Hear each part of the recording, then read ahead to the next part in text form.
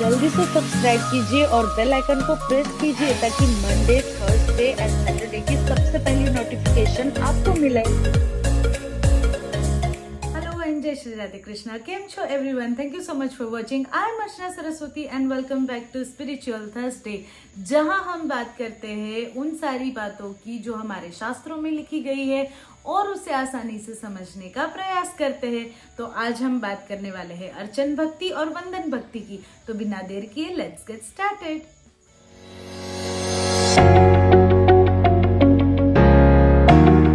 अर्चन भक्ति और वंदन भक्ति। अर्चना यानी कि प्रार्थना करनी, भगवान का अर्चन करना, भगवान को हजारों बार, जितनी भी बार धन्यवाद करे उतना कम है। और ये मैं आगे भी कह चुकी हूँ, कीर्तन भक्ति में भी भगवान की भक्ति हम करते हैं मात्र भगवान को धन्यवाद करने के लिए। जो कुछ भी उन्होंने हमें दिया है उसके लिए कई अलग अलग प्रकार से अर्चना होती है, कई स्तोत्र से होती है, मंत्र से होती है। ध्यान में भी जब हम बैठते हैं तब भी हम अपने मन में भगवान का आराधन करते हैं, अर्चन करते हैं, अर्चना करते हैं। भगवान की इतनी सारी प्रार्थना है, इतने सारे भजन है कि उसके माध्यम से हम भगवान की अर्चना करते हैं। उसके आरती के माध्यम से हम भगवान की अर्चना करते हैं, धूप के माध्यम से करते हैं, भजन के माध्यम से करते हैं, स्तोत्र के माध्यम से करते हैं, स्तुति के माध्यम से करते हैं, भगवान की अर्चना करते हैं। अब भगवान की अर्चना करने से हमें क्या फायदे मिलते हैं? तो एक तो उससे पूरा वातावरण जो है वो एकदम डिवोशनल और बहुत ही ज्यादा पवित्र हो जाता है।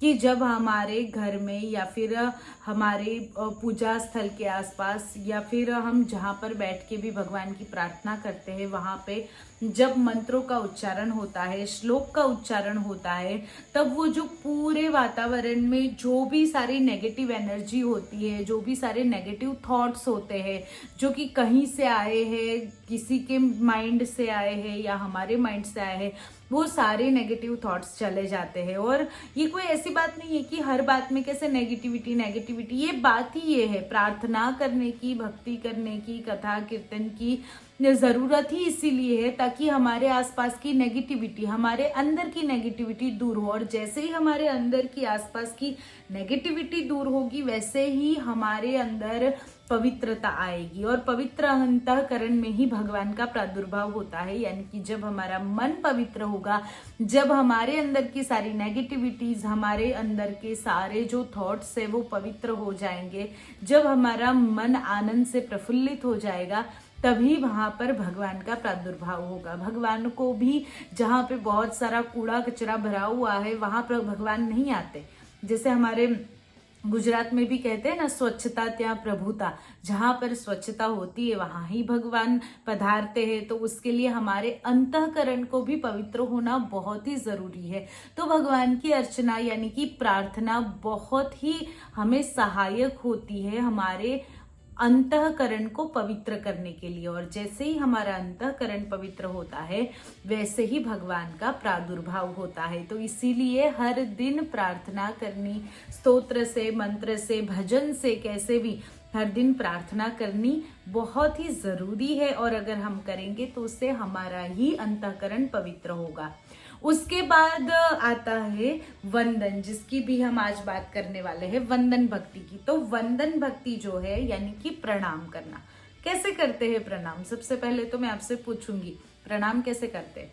ऐसे करके, या फिर घुटनों पे, या फिर ऐसे, मतलब सामने से ही? प्रणाम करने के कई तरीके। आजकल लोगों को देखते हैं तो बड़ी हंसी आती है कि प्रणाम करने में भी कितनी कंजूसी करते हैं। पहले तो मैं आपको ये कह देना चाहूंगी कि जिनके लिए, यानी कि अगर परमात्मा के लिए हमारे मन में एक ऐसा भाव है, एक ऐसी श्रद्धा है कि हम उनके ऋणी हैं और हम उन्हें जितना प्रणाम करें उतना कम है, तो हमें भगवान को प्रणाम करना चाहिए। ऐसे करके नहीं, बल्कि दोनों हाथ जोड़ के भक्ति भाव से मस्तक झुका करके। जब हम परमात्मा के चरणों में मस्तक झुकाते हैं तब हम अपना सारा अहंकार उनके चरणों में अर्पण करते हैं। और अहंकार अर्पण हुआ माने हमारा उद्धार हुआ। सच्चे मन से अहंकार को अर्पण कीजिए। जहां बात आती है कि यही प्रणाम जब माता पिता को करने होते हैं, गुरुजनों को करने होते हैं, तो मैं आपसे कहूंगी कि अगर किसी के लिए आपके हृदय में वो सम्मान भाव नहीं है, किसी के लिए आपके हृदय में वो श्रद्धा नहीं है, तो उसे जबरदस्ती जाकर के प्रणाम मत कीजिए। जैसे घुटनों पे जाकर के प्रणाम करना, माता पिता के ऋण में से मुक्त होना इतना आसान थोड़ी है। फिर भी हम माता पिता को प्रणाम करने में हमें इतनी तकलीफ क्यों होती है कि हम झुक नहीं सकते। हमारे गुरुजनों को प्रणाम करने में इतनी तकलीफ क्यों होती है कि हम झुक नहीं सकते। हो सके तो झुक करके प्रणाम कीजिए, हमारे लिए ही अच्छा है। और अगर झुक करके हमसे प्रणाम नहीं होता तो दोनों हाथ जोड़ के बस दूर से मस्तक झुका करके ही प्रणाम कीजिए। बाकी और कुछ करने की या फिर हमें ये जताने की भी जरूरत नहीं है कि नहीं हम प्रणाम कर रहे हैं पर मन हमारा उस प्रणाम में नहीं है। ये करने से हमें तो कोई लाभ होने नहीं वाला, क्योंकि वैसे ही कहा है कि कहते हैं ना कि जब किसी चीज की आप सच्चे हृदय से प्रार्थना करते हैं तो भगवान स्वयं आपको वो देते हैं।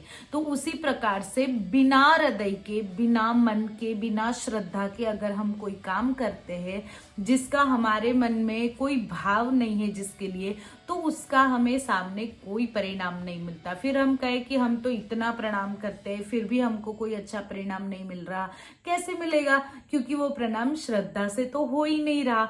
तो बिना श्रद्धा के, बिना विश्वास के किए हुए काम का भी कोई फल नहीं मिलता, और वो मिलता है तो भी कभी उसकी कोई गिनती नहीं होती। तो इसलिए अगर श्रद्धा है तो प्रणाम कीजिए, ऐसे भावपूर्वक प्रणाम कीजिए कि सामने वाला क्या सोचता है इस पर हमें विचार करने की जरूरत नहीं है, पर हमारा प्रणाम ऐसा हो कि उसके अंदर बैठा हुआ परमात्मा, क्योंकि सभी के अंदर भगवान बैठे हैं, तो उसके अंदर बैठा हुआ परमात्मा हृदय से आशीर्वाद दे, ऐसा प्रणाम हो, ऐसे श्रद्धा हो। क्योंकि पता नहीं कब किस रूप में परमात्मा आकर के हमें आशीर्वाद दे जाए, कौन सा वो व्यक्ति हो जिसे निमित्त बना करके भगवान अपनी कृपा हम पर बरसाए। इसलिए जब भी हम वंदन करें, आज हमने दो भक्ति की जो बात करी, अर्चनम वंदनम, कि जब हम अर्चना करें, जब प्रार्थना करें तो बड़े ही भावपूर्वक करें, भक्तिमय करें। भक्त कैसा होता है? घंटों घंटों तक भगवान के सामने माला लेकर बैठा रहे, वो भक्त नहीं है। भक्त तो वो है जो परमात्मा के कीर्तन सुनकर कभी हंसने लगे, कभी रोने लगे, उसे कोई लज्जा ना हो, परमात्मा की भक्ति में वो इतना लीन हो जाए, उनकी अर्चना में, उनकी प्रार्थना में वो इतना भावुक हो जाए कि उसे इस दुनिया के बारे में कुछ पता ही ना हो। जब वो परमात्मा के चरणों में झुके, या फिर वो भक्त ऐसा हो, सिया राम मैं सब जग जानी, करहु प्रणाम जोरी जुग पानी, कि जब वो समग्र संसार के किसी भी व्यक्ति के सामने झुके तो वो अनुभूति करे कि मैं अपने परमात्मा के चरणों में झुक रहा हूँ, ये भक्त होता है। तो कृपया करके जब भी हम वंदन करें तब हम ये भावना करें कि जिसे भी हम वंदन कर रहे हैं उस मनुष्य को या उस शरीर को हम वंदन नहीं कर रहे, हम तो उसके अंदर बैठे हुए परमात्मा को वंदन कर रहे हैं। तो वो भाव अलग ही होगा, तो हम प्रेम से वंदन कर पाएंगे। और अगर ऐसी श्रद्धा अभी तक नहीं जागी है, नहीं जाग रही है, तो हम उन्हें दूर से ही हाथ जोड़ करके प्रणाम करें, क्योंकि बिना मतलब के घुटनों पे झुकने का कोई अर्थ ही नहीं है, या फिर ऐसे हाथ कर देने का भी कोई अर्थ ही नहीं है। इससे अच्छा है कि हम हाथ जोड़ करके नमस्कार कर ले। तो ये दो भक्ति की आज हमने बात करी, अर्चना और वंदना भक्ति की। आई होप कि आपको आज का ये वीडियो पसंद आया होगा। भक्ति के बारे में जितना इजीली मैं आपको समझाने की कोशिश कर रही हूँ वो आपको समझ में भी आ रहा होगा और आपको पसंद भी आ रहा होगा। If you do then please hit the like button.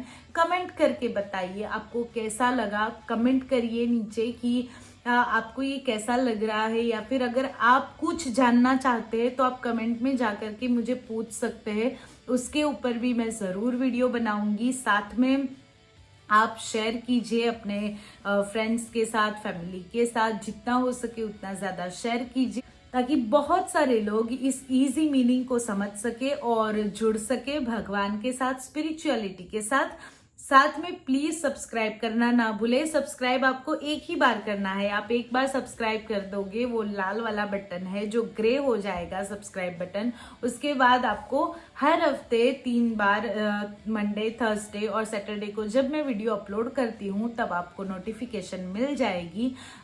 तो आप सब्सक्राइब कीजिए। Also you can follow me on Instagram and like my Facebook page. I'll see you on Saturday. Till enjoy every moment of your beautiful life. Take care. Bye bye.